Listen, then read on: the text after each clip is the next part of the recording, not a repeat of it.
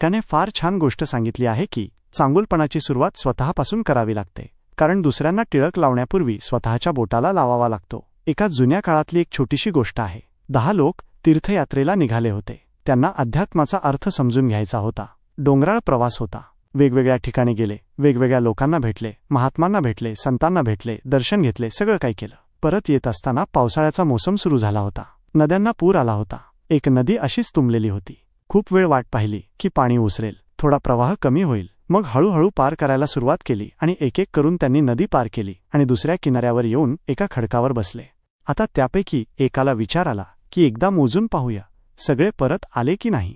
म्हणून त्याने मोजायला सुरुवात केली. 1 2 3 4 5 6 7 8 9. तो म्हणाला 9च आहेत.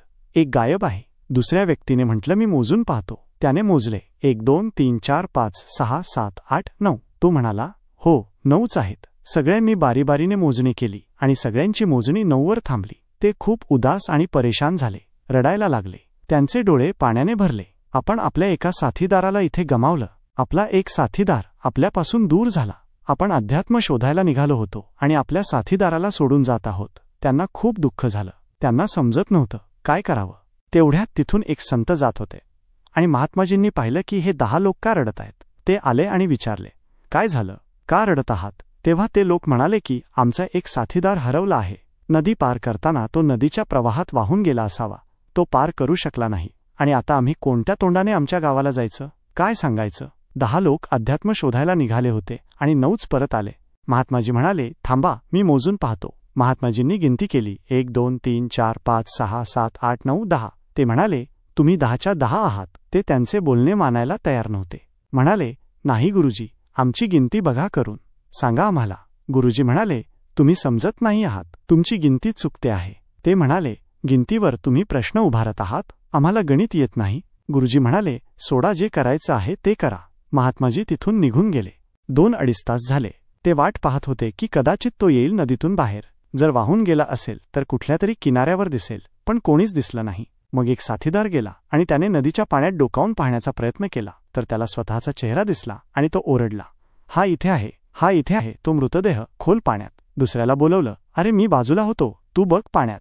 त्याने पाहिलं तर त्यालाही स्वतःचा चेहरा दिसला, पण त्याला समजत नव्हतं की स्वतःचा चेहरा कसा दिसतो. त्या काळात या लोकांनी कधी आरसा पाहिला नव्हता, त्यामुळे त्यांना माहीत नव्हतं की चेहरा कसा दिसतो. जुन्या काळातली गोष्ट आहे. 3रा आला, 4था आला. ते खूप उदास झाले की तो आत आहे, मृतदेह आहे, पण काय करावं.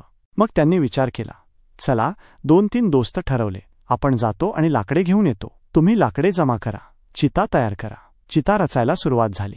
ते महात्माजी 3 तासांनंतर परत आपल्या आश्रमाकडे जात होते, त्याच रस्त्याने. त्यांनी म्हटलं आता हे काय नाटक आहे. लाकडे का रचून ठेवली आहेत. तर ते म्हणाले अरे तो मृतदेह आहे आत, बघा तुम्ही. तुम्हाला तर विश्वास बसत नव्हता ना. महात्माजी गेले आणि म्हणाले कुठे आहे. ते म्हणाले बघा इकडे पाण्यात डोकावून. महात्माजींनी डोकावून पाहिलं. त्यांना स्वतःचाच चेहरा दिसला. ते म्हणाले तुम्ही लोक समजत नाही आहात. हा तुमचा स्वतःचा चेहरा आहे, कोणी मृतदेह नाही, आणि तुम्ही 10च्या 10 आहात. पुन्हा एकदा मोजा. आता की सुरुवात स्वतःपासून करा. 1 2 3 4 5 6 7 8 9 10. सगळे पूर्ण झाले. त्या 10 लोकांनी धन्यवाद दिले आणि म्हणाले महात्माजी तुम्ही आमचे डोळे उघडले. आम्ही बाहेर शोधायला निघालो होतो. महात्माजी म्हणाले बाहेर काही नाहीये, जे काही आहे ते आत आहे. आपल्या मनात डोकावून बघा. स्वतःला साफ करायला, स्वच्छ करायला सुरुवात करा. तुमचं आयुष्य बदलेल. खूप छोटीशी गोष्ट आहे जी सार हेच शिकवते की आपण बाहेर शोधत असतो, बाहेरच्या जगावर प्रश्न विचारत असतो. आपली दुनिया बदलायची असेल तर आतली दुनिया बदलायला सुरुवात करा. आपले विचार शुद्ध करायला सुरुवात करा. तुमचे कर्म आपोआप शुद्ध व्हायला लागतील.